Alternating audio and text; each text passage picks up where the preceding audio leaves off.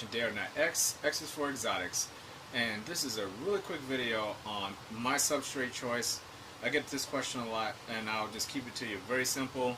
For my, we're talking snakes here, my ball pythons, particularly my ball pythons.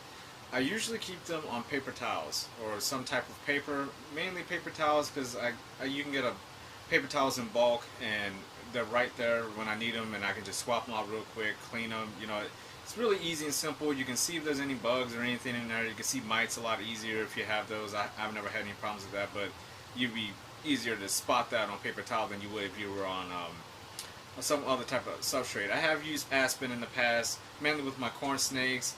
I have used it with my geckos and some of my ball pythons. I didn't really like the aspen too much.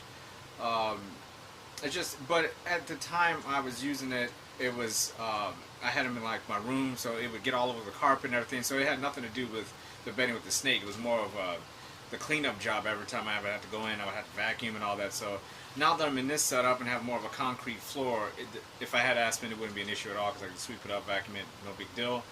I would say for the majority of the year I use paper towels because that's just what I like. But if I'm not using paper towels, I'm using Reptibark. It is my go-to. I've used it for years now, but I only use it for certain situations. One of them being if I'm going to be gone for a few days, 3 or 4 days in a row, and I know I'm not going to see my animals with my own 2 eyeballs. I put them on Reptibark because I know if they tip the water bowl over, the Reptibark will absorb it. It may be a little damp in there, but it's not like a paper towel was going to get rolled into nothing.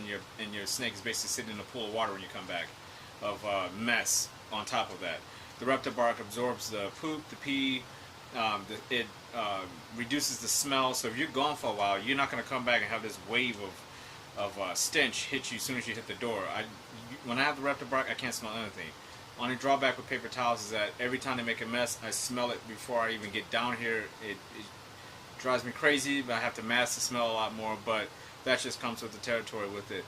I will say that with the Reptibark, you know, obviously for prolonged use, it's harder for when you want to see any, you know, if there's any issues as far as like if there's some mites or anything like that. That's going to be tough for you to see if there's irregular poops and stuff like that. Just by glancing in, it's tougher to see it versus a paper towel where it's right there. You can see exactly what you're getting. So if I'm gone for a while, if I have long work days for long weeks, like in the summer, my schedule changes. Not going to be an issue anymore. My schedule for this point on is going to be pretty consistent. But for the past few years, my summers were basically ate up by work, and I knew that. So going into the summer, basically for 3 months out of the year, they're all on Reptibark because it was easier for me to maintain it. I don't get a chance to see them as much. As soon as fall hits around this time of year, just like I did just right now, this is a good time for you to ask me this because I've just changed today all of my ball pythons back to paper towels from Reptibark, which I use over the summer. So that's pretty much how I do it. Like I said, you can swap out that Reptibark for aspen. There's all kinds of, you got to really watch where you get it.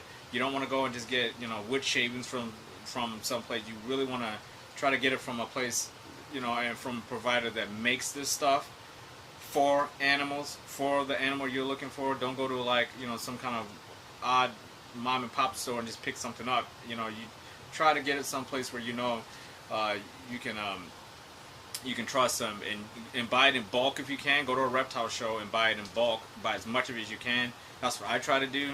And I keep it in a surplus. All my Reptibark, I keep, if it's not heavily used, you can even wash the Reptibark and reheat it if needed.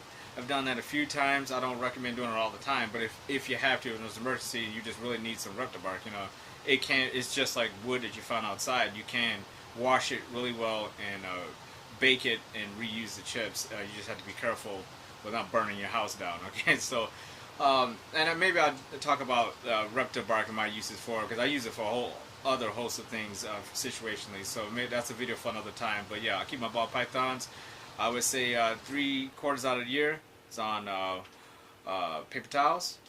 1/4 out of the year it's on Reptibark. Hope that answers your question. See you on the next one. Be you and be genuine, and be safe out there, guys and gals.